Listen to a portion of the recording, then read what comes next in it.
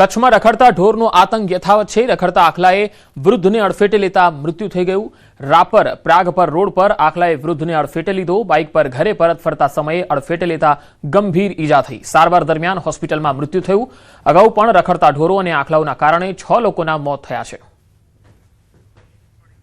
તો તમે તસવીરોમાં જોઈ શકો છો કે આ જ રીતે આખલાઓ રસ્તાઓમાં બાજે છે, યુદ્ધ કરે છે અને તેના કારણે વાહન ચાલકોને ખૂબ જ હેરાનગતિ થાય છે। ઘણા લોકો રાહદારીઓ અહીંથી પસાર થતા હોય છે ત્યારે તેમના જીવ પર પણ જોખમ ઊભું થાય છે। રખડતા આખલાઓએ એક વૃદ્ધને અડફેટે લીધો અને તેનું મૃત્યુ થઈ ગયું।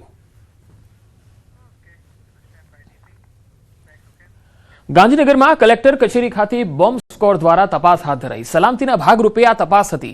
કલેક્ટર મેહુલ દવે તેમજ ડિઝાસ્ટર મામલતદારના માર્ગદર્શન હેઠળ આ તપાસ કરવામાં આવી। બોમ્બ સ્ક્વોડના પીએસઆઈ, ડોગ હેન્ડલર સહિત 4 જેટલા કોન્સ્ટેબલની ઉપસ્થિતિમાં આ તપાસ કરવામાં આવી। બે અલગ અલગ તસવીરોમાં આપ જોઈ શકો છો। સલામતીના ભાગરૂપે આ સર્ચ અભિયાન કરવામાં આવ્યું, તપાસ કરવામાં આવી, કારણ કે ઘણી વખત બોમ્બની અફવાઓ પણ ઉડતી હોય છે, બોમ્બ હોવાની વાત મેલથી પણ આપવામાં આવતી હોય છે। સલામતીના ભાગરૂપે આ તપાસ કરવામાં આવી હતી। 31 ડિસેમ્બર પહેલા ડાંગ જિલ્લામાં પોલીસ વિભાગની કાર્યવાહી। પોલીસ દ્વારા બોર્ડર વિસ્તારમાં વાહનોનું ચેકિંગ કરાયું। સાપુતારા ખાતે મહારાષ્ટ્રમાંથી ગુજરાત આવતા વાહનોનું સઘન ચેકિંગ કરાયું। 31 ડિસેમ્બરને ધ્યાનમાં લઈ પોલીસ હરકતમાં આવી। બોર્ડર વિસ્તારમાં ચુસ્ત પોલીસ બંદોબસ્ત ગોઠવવામાં આવ્યો છે। Vehicle checking, drink and drive police દ્વારા કરવામાં આવશે અને બધા બ્રેથ એનાલાઇઝર સાથે ડ્રિંકિંગના કેસ કરવામાં આવશે અને ડ્રિંક એન્ડ ડ્રાઈવના સ્પેશિયલ કેસો કરવામાં આવશે, જેથી ન્યૂ યરમાં કોઈ બનાવ ના બને અને બધાના ન્યૂ યર જો છે આ સેફ રહે, એના સલામતી માટે ડાંગ જિલ્લા પોલીસ જો છે આ સતત પ્રયત્નશીલ છે। અમદાવાદના વાડજ વિસ્તારમાં બિલાડીને ક્રૂરતાપૂર્વક મોતને ઘાટ ઉતારનાર આરોપી રાહુલ દંતાણીની પોલીસે ધરપકડ કરી। બલોલનગરના ઔડાના આવાસમાં રહેતા રહીશોએ એક બિલાડી પાળી હતી, જેને દૂધ પીવડાવવા જતી વખતે આરોપીની ગર્ભવતી પત્ની પર બિલાડીએ હુમલો કર્યો। પત્નીને હોસ્પિટલ લઈ જતા ડોક્ટરે ગર્ભમાં રહેલ બાળકને જોખમ હોવાનું જણાવતા ઉશ્કેરાયેલા રાહુલે અન્ય સાથીદારો સાથે મળીને બિલાડીને કોથળામાં ભરી એએમસીના પ્લોટ પર લઈ જઈ પછાડીને નિર્મમ હત્યા કરી। આ ઘટનાનો વિડીયો વાયરલ થયા બાદ જીવદયા પ્રેમીની ફરિયાદને આધારે પોલીસે એનિમલ એક્ટ પ્રમાણે ગુનો નોંધી રાહુલની ધરપકડ કરી છે। આ સાથે વિડીયોમાં દેખાતા અન્ય 2 શખ્સોની સંડોવણી અંગે વધુ તપાસ ચાલી રહી છે।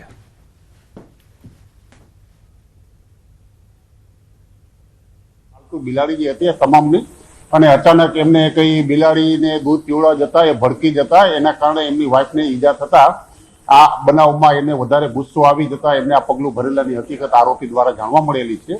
અને વિડીયોમાં દેખાતા અન્ય 2 ઈસમો જે છે ફક્ત એમાં કોઈ ગુનામાં એનો ભોલ ભજવેલો હોય રોલ એવું જણાતું નથી। તેમ છતાં હજી વધુ પૂછપરછ કરી અને એની ગુનાની શું ભૂમિકા છે એના આધારે આગળની કાર્યવાહી ચાલી રહી છે।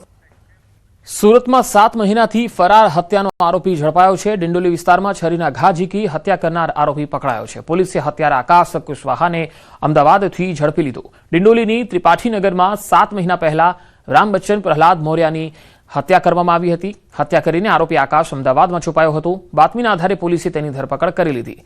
પોલીસે હત્યાનો ગુનો નોંધીને વધુ તપાસ હાથ ધરી છે।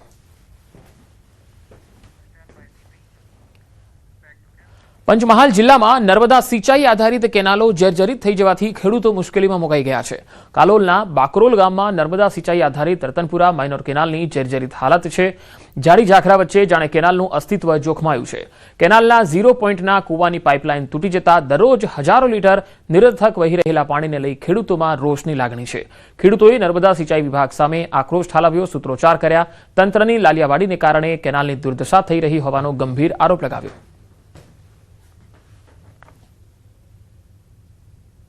રતનપુરા માઇનોર પાણી આપવા માટે ખેડૂતોને બનાવેલી છે।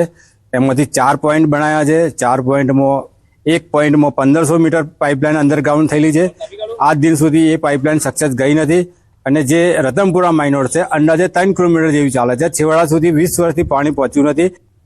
માઇનોર કેનાલની બાજુમાં મારી જમીન છે, ત્યાં કેનાલ ચાલુ થઈ ત્યારથી પાણી મળ્યું નથી। જે પાણી આવે છે એ ગટરોમાં અને તળાવમાં જતું રહે છે। અમને કેટલાય ટાઈમથી પાણી મળ્યું નથી। પંચમહાલ જિલ્લાના કાલોલ તાલુકામાં આવેલા બાકરોલ ગામમાંથી પસાર થતી નર્મદાની મુખ્ય કેનાલમાંથી બ્રાન્ચ કેનાલ અને તેના મારફતે રતનપુરાને જોડતી એક કેનાલ બનાવવામાં આવી છે અને આ કેનાલ મારફતે ખેડૂતોને પાણી પહોંચાડવાનો એક આશય સાથે એક સરકાર દ્વારા ખર્ચ કરવામાં આવ્યો હતો, પરંતુ આપને સીધા દ્રશ્યો બતાવીશ, આપ દ્રશ્યોમાં જોઈ શકો છો ખેડૂતોના જણાવ્યા અનુસાર વર્ષોથી આ કેનાલની સફાઈ કરવામાં આવી નથી, જેથી 3 કિલોમીટર લાંબી કેનાલ છે તેના છેવાડા સુધી આજ દિન સુધી પાણી પહોંચ્યું નથી।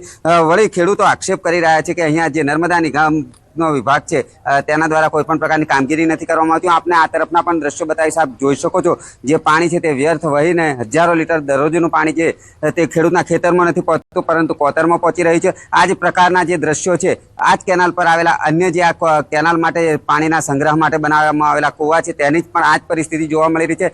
અહીંના ખેડૂતોમાં ભારે રોષ જોવા મળી રહ્યો છે, કેમ કે સરકાર દ્વારા જે પ્રકારે ખેડૂતોને જીવન ધોરણ ઊંચું આવે, ખેતી સારી રીતે કરી શકે એ માટે કેનાલનું નિર્માણ કરાયું છે, પરંતુ સરકારના જે ખર્ચ કરવામાં આવેલા જે રૂપિયા છે એ હાલ જે પાણી સાથે વહી રહ્યા હોય એ પ્રકારના હાલ દ્રશ્યો જોવા મળી રહ્યા છે। અહીંના ખેડૂતો ઉગ્ર માંગ કરી રહ્યા છે કે જો આ કેનાલની મરામત કરી અને વહેલી તકે સફાઈ કરી અને જે યોગ્ય સમારકામ છે તે કરવામાં નહીં આવે તો ખેડૂતો પોતાની જે રજૂઆત છે તેના માટે ઉગ્ર આંદોલન કરી અને ઉચ્ચ કક્ષાએ રજૂઆત કરશે। રાજેશ જોશી, નિજ18 ગુજરાતી, કાલોલ, પંચમહાલ। સુરતમાં નવી સિવિલમાં ઇકબાલ કડીવાલા સહિત 3 પર હુમલો થયો। ગુજરાત નર્સિંગ એસોસિએશનના પ્રમુખ છે ઇકબાલ કડીવાલા ચેતન સોલંકી નામના વ્યક્તિએ હુમલો કર્યો। ચેતન સોલંકીના માતા સિવિલમાં સિસ્ટર હતા। માતા સિવિલમાંથી નિવૃત્ત થઈ ગયા હતા। માતાએ ચેતનને ઘરમાંથી કાઢી મૂક્યો હતો। ચેતને નર્સિંગ પ્રમુખ કડીવાલાની મદદ માંગી। ચેતનના ઉગ્ર સ્વભાવના કારણે નહોતી કરી મદદ અને મદદ ન કરવાની અદાવત રાખીને આ હુમલો કરવામાં આવ્યો।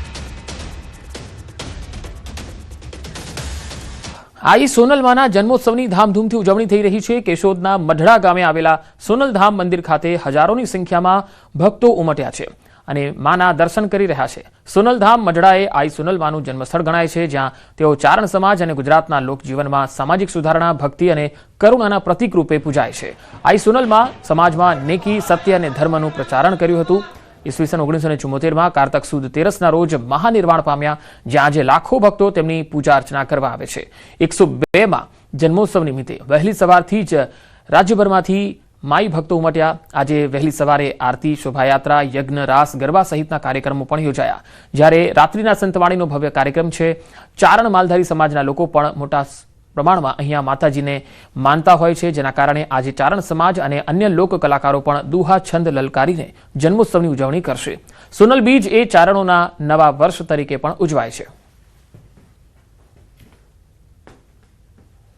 બીજ એટલે 102 એટલે પ્રથમ સદી શતાબ્દી કર્યા પછી જે 2 વર્ષ બીજી સદીના શરૂ થયા હોય, સાહેબ 51 વર્ષ આઈમાં પોતે હયાત રહ્યા છે અને 51 વર્ષ આઈમાં દેવ થયા એને થયા છે, એટલે ખરેખર 102મી ઉત્સવ જ્યારે સમાજ ઉજવી રહ્યો છે, 18 વરણ તમામ સમાજ મળી અને ખરેખર ચારણો અને ચારણેતર મળી અને આજે હર્ષોલ્લાસથી મઢડા તો ઉજવાય છે। याद करिए कि हे भगवती तारो तो अणु अणुमा वास है, हे मां गट गट वास करन घनश्याम बन बन थल थल मा रही विलसी तल तल तो तल मा अतल वितल मा भूतल बल मा सब थल मा जल निधि जल मा अखिल अनंग मा पद उपल मा परिमल मा जय जय अम्ब देख सही कर महर नजर कर माहेश्वरी मा महर नजर कर माहेश्वरी एवी जागती जो 9 लाख लोहड़ी